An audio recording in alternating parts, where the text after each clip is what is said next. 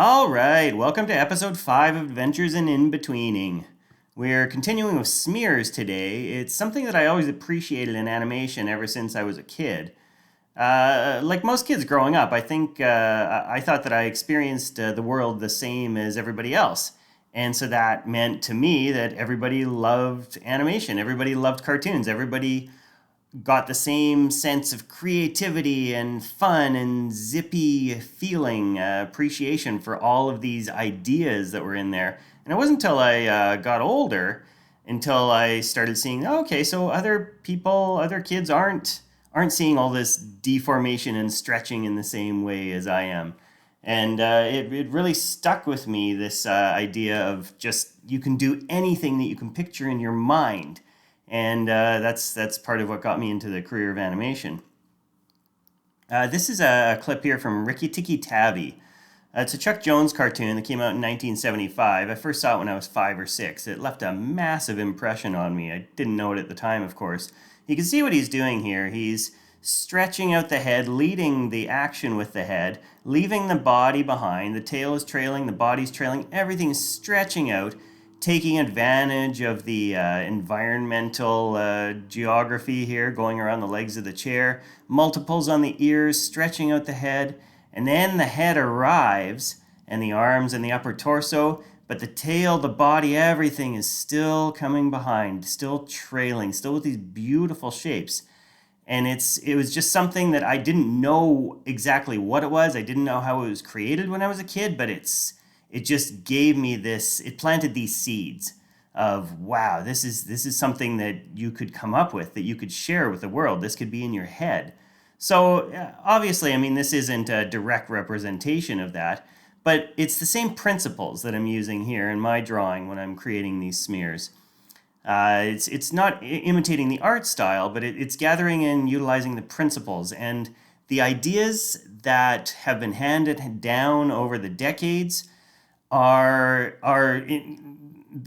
apply to no matter what type of animation you're doing. It doesn't matter if you're doing 3D. It doesn't matter if you're doing something with involving live action. It's the same principles of exaggeration, of appeal, of just creating something that's engaging and entertaining. And there's different levels, there's different goals that we want to achieve. And you can see here I'm just doing some tweaking with the face, stretching out the face a bit more.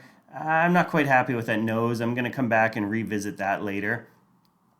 I haven't talked much about the drawing here, so yeah, just filling in the eyes right now. You can see what I've done with the foot, the near foot, and the screen right arm there. Stretching it out, trailing. With that horn, I tried a few different directions with the horn early on in this in the video, and I ended up going with a reversal of line of action with the horn, which wasn't my first choice. I think it was my third or fourth option, but there just wasn't that much space for the horn there.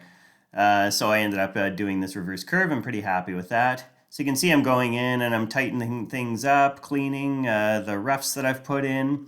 A lot of rotating of the canvas that allows you to work with your natural arm, shoulder, wrist, finger rotations. That foot that's on the ground doesn't really move, so I'm not doing too much with that. Cleaning up some more here, refining the ears, adding that brow ridge there. Yeah, cleaning up that horn a bit. I'm pretty happy with that horn. The smile, the nose. Now I go back and I just want something a bit more defined. Yeah, I'm just going to make it angular. Sure, let's go with that. Make an appealing drawing. Flipping, flipping, flipping. I'm pretty happy with it. Great. And so now I'll go in and add the paint. And you can see when I was getting more and more into the details of it, I was flipping less and less. So that's because I already had the structure and the foundation of the in-between, so I didn't need to flip so much. And with a broad in-between like this, you don't need that tight in-betweening where you need to have the onion skinning on or you need to be flipping so much. So once I got to a certain point, I could just say, okay, now I just want to make a nice drawing that I'm happy with, that I like, that can be engaging and appealing. Adding in the tones here, again, thinking about the light direction being from the top right, coming in there. I got 3 different colors of green. Just throwing it on. I'm not too picky about being exact with it. So adding in the tones and colors, I think that I mentioned in the last video, if you check it out, that was my first video on smears. I was talking about putting this into my animatic, so I want to have something that's representative of the final version so that I can compare the color to the background, see how it's all working, see how it feels. I can see that I forgot to color in those nails there. We'll just give those. Not going to matter too much, but it'll just give us a bit of a color pop. That hand silhouette, I'm really happy with that on the inside of the body there.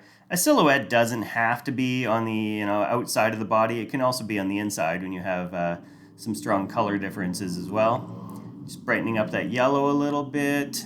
I'm pretty happy with that. Yep, I like it. There's my check mark. And just flipping between them now. Yep. Good. I'm looking at the different parts. Every time I flip through it, I'm looking at a different part. Looking at the foot, looking at the eyes, looking at the horn. And there's me. Thanks, everybody. See you next time.